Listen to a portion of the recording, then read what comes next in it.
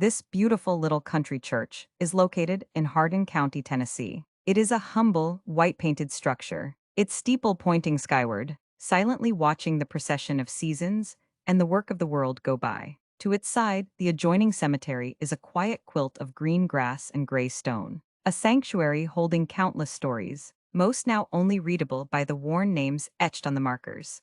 Here are siblings Lula and JT Austin, whose lives ended in 1911. The most common causes of death for children in 1911 were infectious diseases like diphtheria, scarlet fever, and gastrointestinal issues, but heart disease was a leading cause of death for the overall population. Among these markers, a shared plot whispers the tale of two young siblings, children of JT, Offie and Annie Austin, whose presence in the world was as brief as the bloom of dogwood in spring. Their first was Lula, born on January 9, 1898. She knew the turn of the century, the rough-hewn charm of rural life, and the echo of hymns in the small wooden church. She grew to be just 13 years old, but the fickle nature of health in 1911 was a brutal master. On September 20th of that year, the shadows fell, her death certificate cited indigestion, a common, often misleading diagnosis in those days, a placeholder for sudden, unexplained failure. It was, almost certainly, an unknown,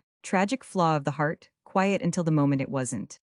Then there was little JT, named for his father. He was a small, bright light born much later than his sister. On July 24, 1907, he was only 4 years old. The same cruel, swift hand reached for the boy. That same year, on November 26, 1911, little JT passed away. His certificate held the same cryptic note, indigestion.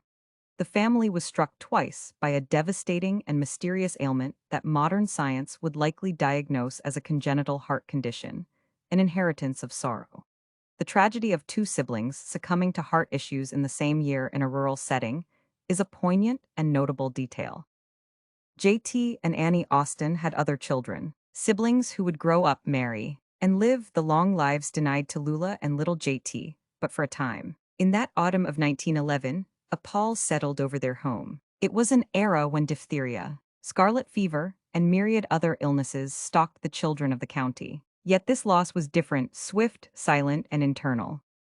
Lula and JT lie side by side, under the same monument, their memorial images frozen in time. They are buried alongside their parents and siblings, but their story is the profound, quiet tragedy of the past. The church still watches, the work still goes by, and under the Tennessee sky, two young lives remain etched in the landscape and the memory of the ground that holds them. Rest in peace, little Lula and JT.